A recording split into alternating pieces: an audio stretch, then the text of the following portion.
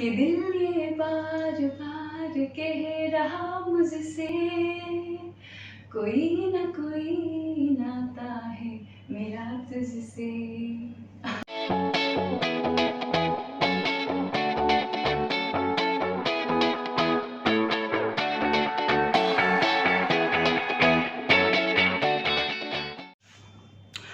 आज हमारे फिल्मी संगम चैनल पर नेपाल की मशहूर मॉडल, डांसर और अभिनेत्री कृष्णा गुरुङ जी हैं, जिनकी पहली फिल्म प्रेम गीत नेपाली और हिंदी दोनों भाषाओं में 23 सितंबर को पूरे विश्व में रिलीज होने जा रही है।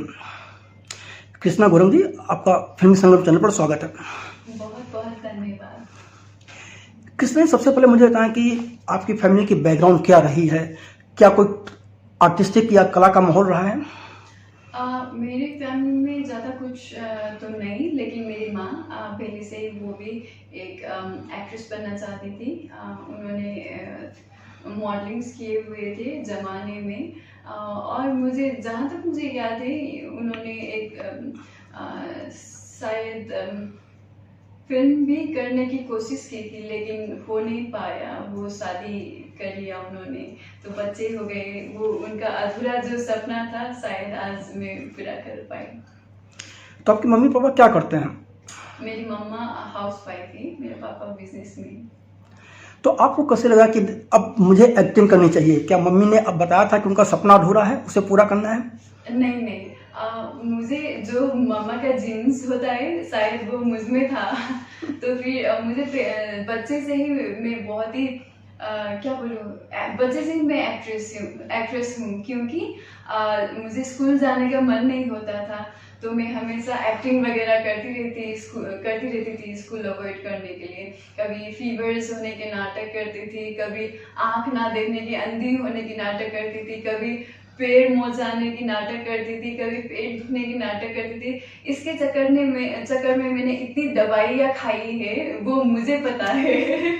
तो फिर सब तो ऐसा एक्ट्रेस ही बनूंगी ऐसा कुछ नहीं था, लेकिन नाटक मैंने पहले से ही किया हुआ है। कभी स्कूल अवॉइड करने के लिए, कभी इस बात में हमेशा ऐसा ही रहती थी। बाद में जाकर स्कूल के टाइम में ही मुझे मॉडलिंग्स के फ्यू अपॉर्चुनिटीज़ आए थे, तो मैंने वो भी ग्रैब कर लिया था। और फिल्म्स के ऑफर्स भी आने लगी, तो मैंने ऑलमोस्ट एक ऑफर एक्सेप्ट भी कर लिया था। लेकिन क्या हुआ कि मम्मा ने मेरे ऊपर जो डर दिखा दिया, उस वक्त नेपाली फिल्म में एक्ट्रेसेस के लिए ऐसा रेस्पेक्ट नहीं होता था, थोड़ा सा सिचुएशंस अलग थे। तो मम्मा ने मुझे क्या बोला कि तुम बहुत ही इंट्रोवर्ट हो, बहुत ही इंट्रोवर्ट टाइप की इंसान हो, ज़्यादा लोग से घुल मिल नहीं हो पाती, तुम क्या करोगी, मैं तुम्हारे पीछे पीछे नहीं जा सकती, तुम्हारा ख्याल नहीं रख सकती। तो फिर मैंने थोड़ा सा मन में जो डर बैठ गया था, तो मैंने डिसाइड किया कि ओके, मैं स्टडीज़ में ही फोकस करूँगी। तो मैं यूएस चली गई फर्दर स्टडीज़ के लिए। वहाँ जाके मैंने ज़्यादा मूवीज़ देखने लगी, नेपाली मूवीज़, नेपाली गाने सुनने लगे, अपने फेस्टिवल्स कल्चर के ऊपर ज़्यादा प्यार आने लगा, इंटरेस्ट आने लगा। तो फिर उसके बाद मुझे रियलाइज़ हुआ कि आई हैड अ रिग्रेट, मन में वो पश्चाताप सा रहता था कि क्यों मैंने ट्राई नहीं किया, शायद मैं कर पाती थी, नहीं कर पाती भी तो क्या हो जाता, ट्राई तो कर लेती। तो ऐसा ख्याल जो आते थे, तो मैंने कॉलेज में भी इलेक्टिव क्लासेस होते थे, वहाँ पे जो भी हो सकता था, basic theatre classes, basic dance classes, वो मौका मिलता तो लेती रहती थी। और क्या हुआ कि एक दिन मैं नेपाल वैकेशन में चली आई, और पोस्टर में मैंने देखा प्रेम गीत 3 के लिए एक्ट्रेस की ऑडिशन किए जा रहे थे। प्रेम गीत और प्रेम गीत 2 मैंने ऑलरेडी देखी हुई फिल्म थी, मुझे पता थी ये बहुत ही अच्छी टीम है, अच्छी फिल्म बनाने वाले हैं, तो मैं ऑडिशन के लिए चली गई। आप जब अमेरिका में पढ़ाई कर रही थी और वहाँ डांस वगैरह सीख रही थी, तो क्या उस वक्त आपने कोई डांस की परफॉर्मेंस भी दी थी, या मॉडलिंग की शुरुआत कहाँ से हुई थी? मॉडलिंग की शुरुआत तो मेरे नेपाल से ही हो गई थी, क्योंकि अच्छा। मैं स्कूलिंग जब 9th और 10th ग्रेड में थी, मैंने फोटो शूट किया हुआ था और एक दो म्यूजिक वीडियोस मैंने किया हुआ था। बाद में यूएस जाके मैंने उसको कंटिन्यू नहीं किया था, लेकिन जब मैं डांस क्लास और थिएटर क्लासेस लेने लगी, नेपाल आते वक्त मुझे म्यूजिक वीडियोस का ऑफर आते रहते थे, तो मैंने नेपाल आते वक्त अपने ही देश में 2-3 म्यूजिक वीडियोस किया हुआ था। तो उससे भी क्या हुआ कि मुझ में थोड़ा सा कॉन्फिडेंस बूस्ट होता चला गया। पहले म्यूजिक वीडियो किया तो लगा कि क्या किया मैंने ये, दूसरा किया तो अच्छा ही है, तीसरा किया तो शायद मैं कर पाती, शायद मैं और भी अच्छा कर सकती हूँ, ऐसे डेवलप होके गया वो। उन म्यूजिक वीडियोस के नाम बताओ, किस तरह के म्यूजिक वीडियो थे वो? म्यूजिक वीडियोस जब मैं छोटी सी थी तब किया था, तो मुझे अभी याद भी नहीं है। बाद में जो प्रेम 3 से पहले मैंने थोड़ा सा जो कॉन्फिडेंस बूस्ट करने में मुझे हेल्प किया, वो म्यूजिक वीडियोस पॉप सॉन्ग्स के लिए थे, जो अनमोल राणा उप्रेती उन्होंने गाए हुए हैं। बहुत ही अच्छे गाने थे, जो गाने जैसा गाना मैं सुनती थी मुझे पसंद आई थी, तो मैंने कर लिया। और डांस की क्या पोजीशन रही, कहाँ किन्ने सीखा है आपने डांस? डांस मैंने यूएस में ही कॉलेज में सीखा हुआ है। मेरी एक साउथ से एक टीचर थी, इंडिया के साउथ से, उनका सॉरी मैं नाम भूल गई, लेकिन वो मुझे भरतनाट्यम उसके बेसिक कोर्स सिखाती थी। अच्छा, आपने कहा कि अमेरिका में रहते हुए आप नेपाली फिल्में देख रही थी, सिर्फ नेपाली देख रहे थे या किसी और भी भाषा के देख रहे थे? तो उन फिल्मों देखते आपके मन में क्या हो रहा था? इंग्लिश तो देखते ही है, बॉलीवुड भी मैं कोई भी नहीं छोड़ती, ऑलमोस्ट मैंने सभी देखे हुए हैं। और नेपाली में थोड़ा सा ऐसा होता था कि पहले फिल्म में बीच में अच्छे बनने बंद हो गए थे, तो नेपाली जो यंगस्टर्स है वो नेपाली फिल्म्स अवॉइड करते हैं, बॉलीवुड को ज़्यादा पसंद करते हैं और इंग्लिश फिल्म्स ज़्यादा पसंद करते हैं। तो इंग्लिश और बॉलीवुड तो मैं पहले से ही देखती थी, लेकिन जब देश के बाहर गई तो नेपाली फिल्म में भी ज़्यादा प्यार आने लगा। तो जब नेपाल वापस आई तो प्रेम गीत 3 से आपका संपर्क कैसे हुआ, क्या ऑडिशन हुआ, क्या वो बताएं मुझे। मैं ऑडिशन के लिए मैंने अप्लाई किया, ऑनलाइन फॉर्म भरी, तब शायद 2700 कंटेस्टेंट्स थे और टॉप 25 में मैं सेलेक्ट हो गई। जो थोड़ा सा इंट्रो वीडियो मैंने बनाया, फोटोज वगैरह भेजा, मेरा इंफॉर्मेशन डाला, टॉप 25 में मैं सेलेक्ट हो गई। टॉप 25 के बाद मेन ऑडिशन की बात आई, जो फेस टू फेस होता है, तो उसमें रिक्वायर्ड जो था कि इंस्ट्रक्शंस थे कि मुझे 3 सिचुएशंस दिए गए थे, 3 सिचुएशंस में खुद को डायलॉग्स बना के खुद को परफॉर्म करना था, और एक को एक्टर भी दिया गया था जिनके साथ मैं कोई प्रिपरेशंस नहीं कर सकती थी, ऑन द स्पॉट करना पड़ता था। और डांस के लिए एक बोला गया था और एक इंटरव्यू होगा ये बोला गया था। और जब मैं ऑडिशन पे गई थी तो इतनी डरी हुई थी, क्योंकि मैंने पहले कुछ मीडिया वगैरह फेस किया हुआ नहीं था, तो मैं स्कूल में भी ये परफॉर्मेंसेस जो होते हैं वो मैं अवॉइड करती थी, क्योंकि I am a very shy kind of a person. लोगों के बीच में मुझे परफॉर्म करने में एंजाइटी होती है, अभी बात करने में ज़्यादा मीडिया देखती हूँ अभी भी मुझे एंजाइटी होती है। तो फिर ऑडिशन में मैंने ऐसा डर के जो दिया, उसके बाद फ्यू डेज के बाद मुझे पता चला कि मैं सिलेक्ट हो गई। जो आपने ऑडिशन में आपको खुद डायलॉग बनाने थे, वो कैसे बनाए आपने फिर?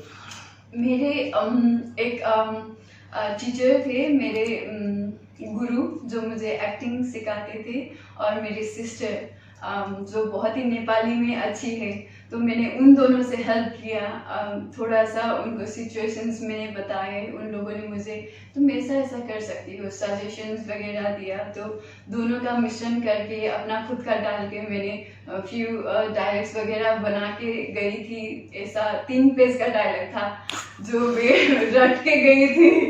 वहाँ जाके पता चलता है को एक्टर भी है और उनके साथ इम्प्रोवाइज करना है, और मुझे कोई चांस नहीं मिलेगा कि मैं उनको बता सकूं मेरा डायलॉग ये है और आपको ये बोलना है, वो कुछ नहीं कर सकती थी वहाँ जाके। इसलिए भी मैं ज़्यादा ही नर्वस हो गई थी ऑडिशन के बाद। लेकिन जब शुरू हुआ तो मुझे पता ही नहीं चला कि क्या क्या हुआ। मैं बस कंसंट्रेटेड थी कि ये क्या बोलने वाला है, इसको मुझे काउंटर अटैक करना है, बस इसमें ही मैं फोकस थी, सब भूल गई। आपने प्रेम गीत 1, प्रेम गीत 2 देखी थी, लेकिन जो मेरी जानकारी है प्रेम गीत 3 उसका सीक्वल नहीं है। नहीं। तो आपने कैसे कहा कि सोचा कि इसको किया जाना चाहिए, क्या आपको क्या खास बात नजर आई इसमें? मुझे इस टीम में भरोसा था। आसुसेन फिल्म्स प्रोडक्शन, संतोष सिंह नेपाल का एक बहुत ही बड़ा बैनर, बहुत ही बड़ा प्रोडक्शन हाउस है जो बहुत ही अच्छे मूवी बना रहे थे। प्रेम गीत 2 देखने के बाद वो मेरे सामने प्रूव हो गया था। तो इस टीम के साथ जुड़ पाना मेरे लिए बहुत ही बड़ी बात थी, तो मैंने टीम देखकर ये फिल्म को चूज किया हुआ है। तो प्रेम गीत 3 क्या है, क्या फिल्म किस तरह की है, क्या है इसमें? प्रेम गीत 3 एक पीरियोडिक फिल्म है जो love story, revenge, fight, actions and many other emotions, सारे एंटरटेनमेंट के पैकेज इस फिल्म में है। ये एक प्रिंस जो राजकुमार है और एक गांव की लड़की की लव स्टोरी है, और इसके इर्द गिर्द घूमते हुए स्टोरीज अनफोल्ड होती जाती है। तो जब आपने इसकी स्क्रिप्ट पढ़ी होगी, तो स्क्रिप्ट पढ़ने के बाद आपको सबसे पहले किस बात ने इंस्पायर किया?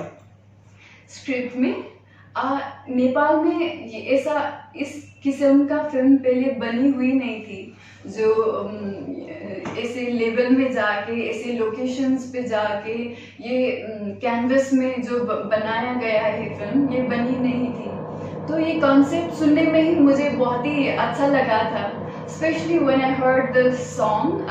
ये टाइटल सॉन्ग एक है नेपाली, हमारा नेपाली वर्जन में, हर युग होस।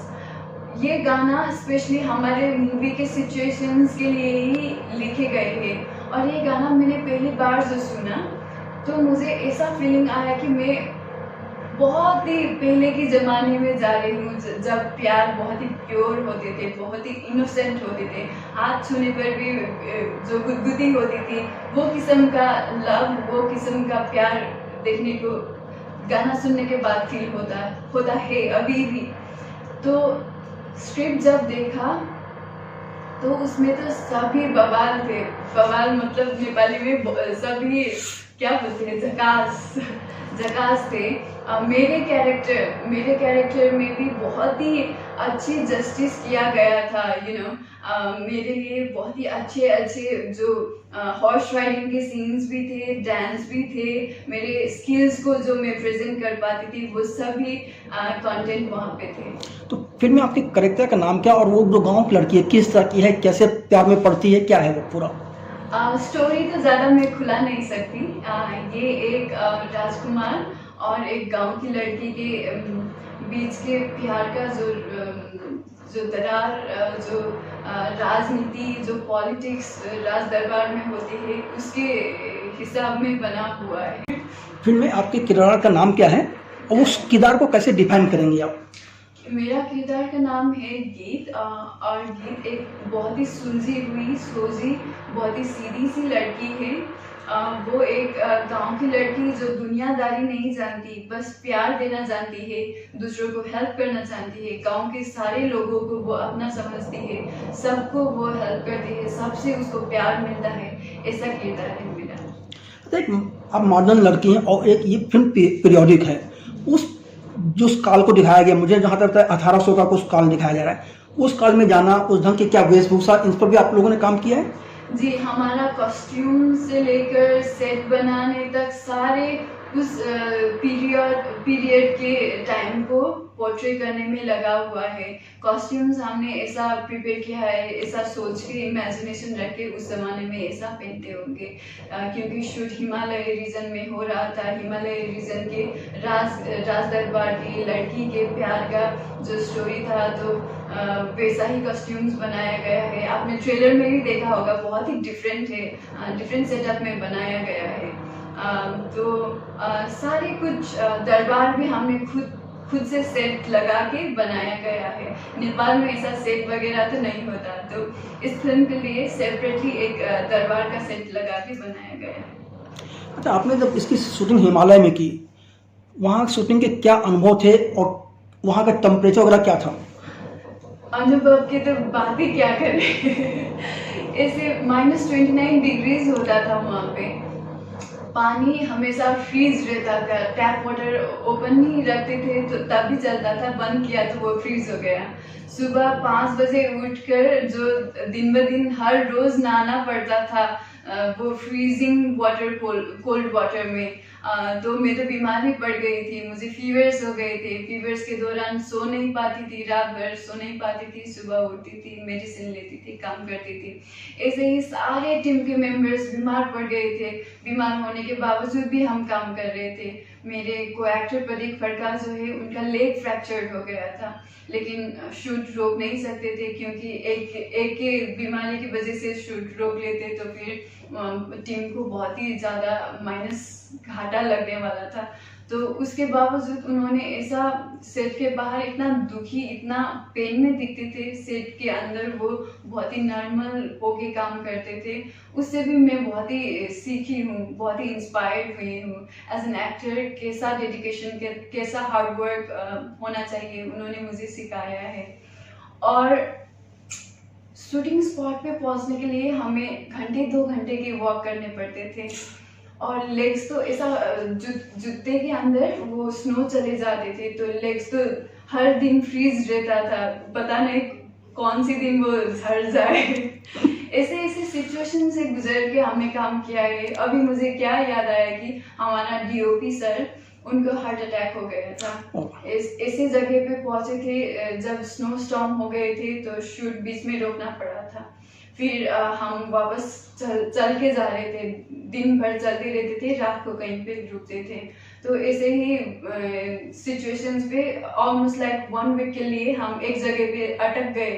और उस टाइम पे जहाँ पे नेटवर्क भी नहीं होता था, हमारे टीओपी सर, उनको हार्ट अटैक हो गए, उनका ब्लड क्लॉट हो गया था। तो ऐसा क्रिटिकल सिचुएशंस हमने देखा, हम रो रहे थे क्योंकि वो जिंदगी और मौत के बीच में वो जो लड़ रहे थे, सारे कुछ कर रहे थे। कैसे वहाँ पे डॉक्टर नहीं थे, वहाँ पे सब कुछ फ्रीज हो गया था, नेटवर्क नहीं है, व्हीकल नहीं है, हम वहाँ पे स्टक थे। वो मरने की बात कर रहे थे, मैं मर जाऊंगा, ऐसा ऐसा बात कर रहे थे। अभी भी सोचो तो बहुत ही बुरा लगता है। ऐसा क्रिटिकल सिचुएशंस से गुजर के हमने एज अ टीम जो ओवरकम करके काम किया है, मैं बहुत बहुत प्राउड फील करती हूँ अपने टीम के ऊपर। इस फिल्म में जो आपके सह कलाकार हैं प्रदीप खड़का, वो नेपाल के सुपरस्टार हैं और आपकी पहली फिल्म थी। जब आप पहले दिन सेट पे पहुंचे तो उस वक्त आपके मन में क्या चल रहा था? मुझे तो बहुत ही खुद पे डाउट हो रहा था, मैं कर पाऊंगी। मैंने ऑडिशन भी कर लिया था, ट्रेनिंग भी कर लिया था, लेकिन शूटिंग स्पॉट पे पहला मेरा सीन होने तक भी मुझे डाउट था, क्योंकि मैं बहुत ही इंट्रोवर्ट टाइप की किस्म की लड़की जो हूँ। वहाँ पे शूटिंग सेट पे तो बहुत ही सारे लोग होते हैं, सबके सामने मुझे परफॉर्म करना है, वो भी कॉन्शियस ना होते हुए। मेरे लिए वो सबसे ज़्यादा मुश्किल बात थी। लेकिन जब मैं शूट पे पहुंची तो मैं पहला मेरे को एक्टर के जो मेरे इम्प्रेशन है वो बताती हूँ। ही वॉज देयर एंड पहली बार मैंने उनको वो अवतार में देखा, प्रिंस के अवतार में। पहले भी देखा हुआ था एज ए प्रदीप खड़का सुपरस्टार देखा हुआ था, लेकिन एज ए प्रेम मैंने नहीं देखा था उनको। तो सेट पे वो एज ए प्रेम वो प्रिंस के कपड़े में ये घुंघराते हुए बाल, ब्राउन बाल, नीले आंखें में जो आए, oh my God, he was looking very handsome. और मैं तो उससे और भी ज़्यादा मुझमें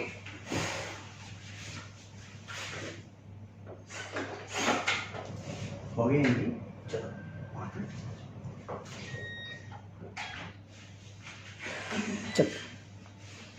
वहीं से शुरू करो। हाँ, he was looking very handsome.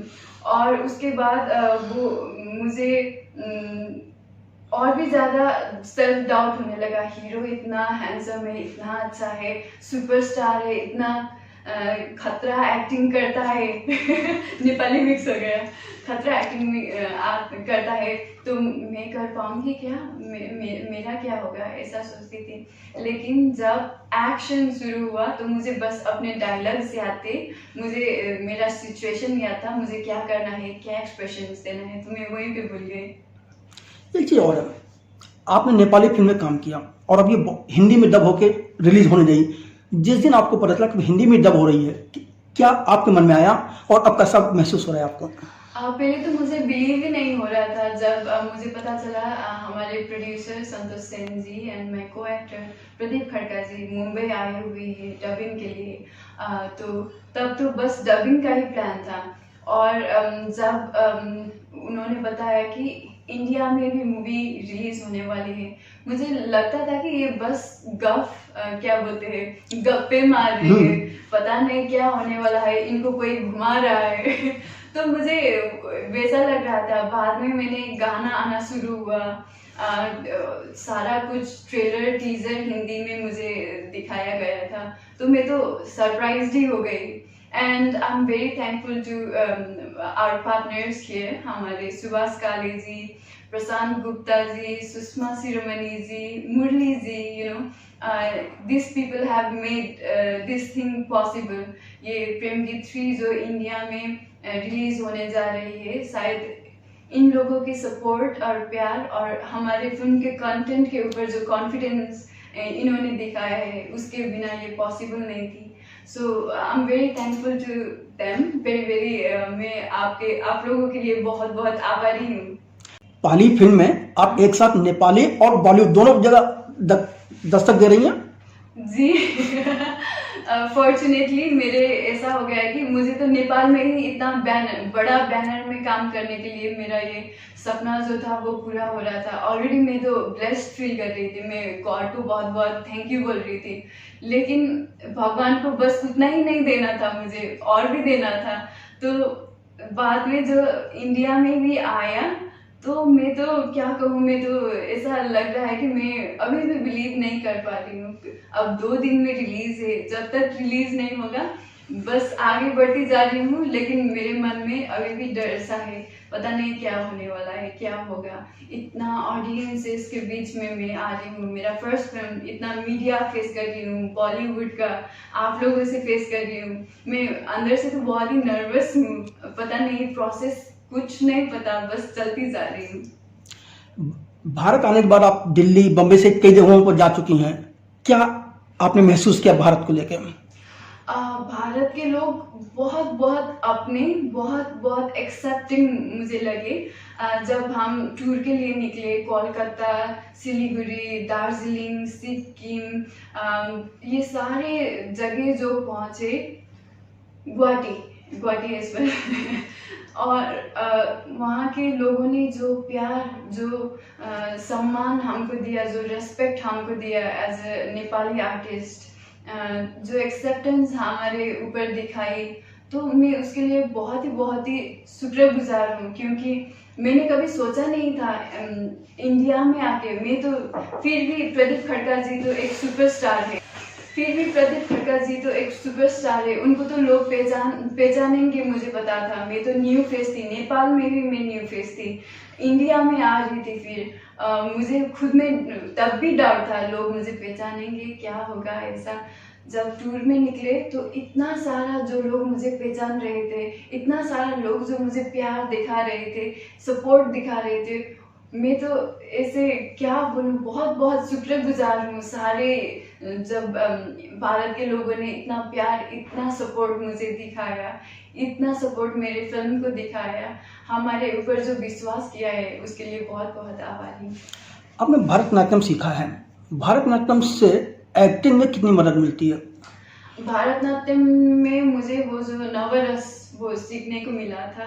पहले तो बहुत मुश्किल हुई थी, वो जो एक पोजीशन पे स्टैंड होना पड़ता है, हाफ जो लेग करके, वो नवरस के वजह से भी शायद मैं थोड़ा सा वो भरतनाट्यम करने के बाद ही मैंने म्यूजिक वीडियोस की है, तो कहीं ना कहीं उसका इन्फ्लुएंस हुआ है कि मुझ में कॉन्फिडेंस आया कि मैं थोड़ा सा तो सही एक्सप्रेशंस दे सकती हूँ, थोड़ा सा तो सही मैंने सीखा हुआ है। तो बहुत ही हेल्प किया है मुझे, ऐसा लगता है। आपकी हॉबी क्या है? मेरी हॉबीज है बहुत सारे मूवीज देखना। मुझे जब भी काम से पढ़ाई से फुर्सत मिलती थी तो मैं मूवीज देखती हूँ। मैं खाना पकाती हूँ, खाना टेबल पर रख के मूवी देखती हूँ। खाने में कोई खास डिश बनाती हैं आप?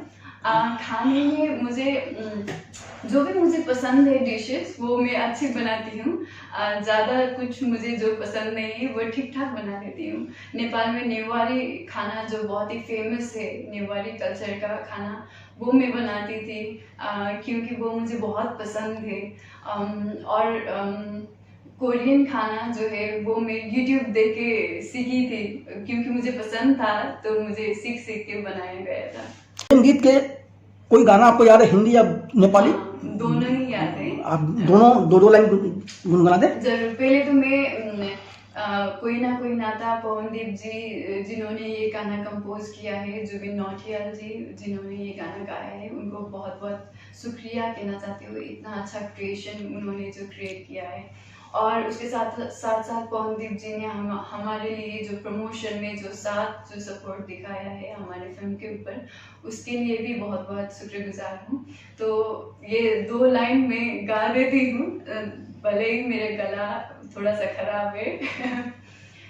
कि दिल ये बार बार कह रहा मुझसे, कोई ना कोई नाता है मेरा तुझसे।